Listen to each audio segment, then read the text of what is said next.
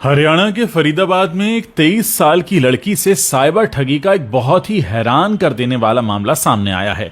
Cyber ठग ने लड़की को 17 दिनों तक घर के अंदर बंद रहने पर मजबूर कर दिया। कहीं आपके साथ ऐसा ना हो, इसलिए इस घटना को पूरा ध्यान से सुनिए। इसे डिजिटल अरेस्ट का नाम भी दिया जा रहा है। इस दौरान ठगों ने लड़की से 2.5 लाख रुपए भी हड़प लिए। पीड़िता ने बताया कि घटना की शुरुआत 12 अक्टूबर को हुई, जब लखनऊ से उसके पास एक कॉल आया। इसके बाद वो ठगों के झांसे में ऐसा फंसी कि खुद के घर में ही कैद होकर रह गई। आपको बता दें कि साइबर ठगी का शिकार हुई लड़की का नाम अनन्या है, फरीदाबाद की रहने वाली है। एक इंटरव्यू में अनन्या ने बताया कि सब कुछ ठीक चल रहा था। इस बीच 12 अक्टूबर को उसके पास एक कॉल आया। कॉल करने वाले ने कहा कि वो लखनऊ कस्टम ऑफिस से बोल रहा है और आपके आधार कार्ड के जरिए एक पार्सल कंबोडिया भेजा जा रहा है। इसमें कुछ पासपोर्ट हैं और एटीएम कार्ड भी हैं। खुद को कस्टम ऑफिस का बताने वाले शख्स ने अनन्या से आगे कहा कि वो 5:30 बजे से पहले इसको लेकर लखनऊ पुलिस में एफआईआर दर्ज करवा ले, नहीं तो उसे कोर्ट में पेश होना होगा। ये सुनकर अनन्या थोड़ी घबरा गई। वो अपनी मां को बताने के लिए जा ही रही थी कि सामने वाले ने कॉल को कथित पुलिस अधिकारी से कनेक्ट कर दिया। इस पर अनन्या उससे बात करने लगी। अब अनन्या बताती है कि जब मैंने उस कथित पुलिस अधिकारी से बात की तो उसने कहा कि एफआईआर के लिए मुझे वीडियो कॉल पर आना होगा, क्योंकि डिजिटल एफआईआर कैमरे पर ही होती है। इस पर मैंने स्काइप ऐप ज्वाइन किया और कैमरे के सामने बैठ गई। सामने पुलिस की वर्दी पहने कुछ लोग खड़े थे और थाने जैसा ही बैकग्राउंड भी बना हुआ था। इसके बाद पुलिस अधिकारी ने आधार कार्ड और बैंक डिटेल्स वगैरह चेक करने की बात कही। फिर कुछ देर बाद उसने कहा कि आपके यानी अनन्या के खिलाफ तो पहले से ही एक एफआईआर दर्ज है और अरेस्ट वारंट भी जारी हो चुका है। उसने बैंक के अधिकारी का नाम लेते हुए कहा कि आप उससे एसोसिएटेड हैं और उसके खिलाफ ह्यूमन ट्रैफिकिंग जैसे गंभीर केस दर्ज हैं। हमारे पास सबूत हैं, गवाह हैं, दोनों मौजूद हैं। ये सब सुनकर अनन्या काफी घबरा गई।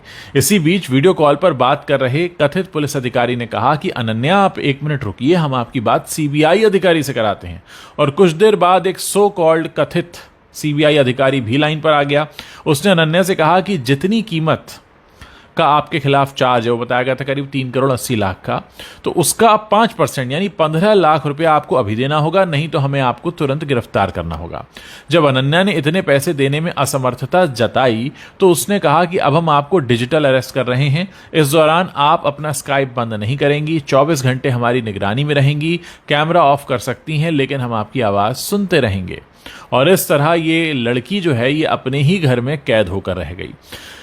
मतलब मामला यह था कि अनन्या ने जब अपने घर वालों को इस बारे में बताने के लिए कहा तो कॉल पर मौजूद जो शख्स था उसने सख्त लहजे में मना कर दिया। उसने कहा कि हम आपकी मदद कर रहे हैं, आपको इस बारे में किसी से बात करने की जरूरत नहीं है, यह बहुत गोपनीय मामला है। 3-4 दिन ये सब चलता रहा। फिर एक दिन कॉल करने वाले शख्स ने कहा कि अनन्या आपका केस कोर्ट पहुंच गया है। जज से बात हुई, उन्होंने आपका केस प्राथमिकता पर रखा है, जमानत राशि के तौर पर आपको 15 लाख रुपए देने होंगे। जब अनन्या ने कहा कि मेरे पास इतने पैसे नहीं हैं तो उसने हिंट दिया कि आप अपनी पढ़ाई की फीस से पैसे दे सकती हैं, यानी उनको पता था कि इसके पास फीस के पैसे होंगे। अब इसको लेकर अनन्या का कहना है कि पता नहीं कैसे उन लोगों को ये बात पता चल गई कि मैं पढ़ाई के लिए कनाडा जाने वाली हूं। इसके बाद उन्होंने फ्रॉड बेल का झांसा दिया तो घबराहट में मैंने 2.5 लाख रुपए उनको ट्रांसफर कर दिए। ये पैसे हॉस्टल की फीस और पढ़ाई के लिए रखे गए थे। बाद में जब और प्रेशर आया तो ये कहा गया कि अपने पापा के क्रेडिट कार्ड से पैसे भेजो, दोस्तों से मांगो, कहीं और से भेजो, लेकिन मैं टालम टोल करके किसी तरह उनकी बात काटती रही। इस सब में हफ्ते भर से ज्यादा का समय कट गया। इस दौरान अनन्या अपने घर के कमरे में एक तरह से डिजिटल अरेस्ट रही, वो भी घर वालों से छुपकर, क्योंकि जब वीडियो कॉल करने वालों को पैसे नहीं मिले तो उन्होंने 17 दिन बाद ये कहा कि अब आप फ्री हैं, आपको डिजिटल अरेस्ट से आज़ाद किया जाता है। अब सवाल ये कि लड़की ने इतना दिमाग क्यों नहीं चलाया और उसने अपने घर वालों को बताया क्या? अनन्या की जो माँ है उसने ये कहा है कि पिछले कुछ दिनों से मेरी बेटी लैपटॉप 24 घंटे अपने साथ लेकर चलती थी, खाते पीते सोते जागते हर जगह वो ऑनलाइन रहती थी। हमें नहीं पता था कि उस पर निगरानी रखी जा रही है। डर के मारे वो ऐसा कर रही है, हमें बिल्कुल अंदाजा नहीं था। और पहले हमें लगा कि आईटी का बच्चा है, शायद काम कर रहा होगा, मगर हद से ज्यादा ऑनलाइन रहने और वो भी वीडियो पर ऑनलाइन रहने को लेकर हमें शक भी हुआ। फिर 17 दिन बाद मालूम हुआ कि अनन्या साइबर ठगी का शिकार हो गई है। अनन्या की मां कहती हैं कि दोषियों पर कड़ी कार्रवाई होनी चाहिए। जिस तरह मेरी बच्ची मेंटली टॉर्चर हुई है, किसी और का बच्चा ना हो। फिलहाल पुलिस ने केस दर्ज करके जांच शुरू कर दी है। दोस्तों, ये अपनी तरह का अनोखा मामला है जिसमें डिजिटल अरेस्ट किसी को किया गया।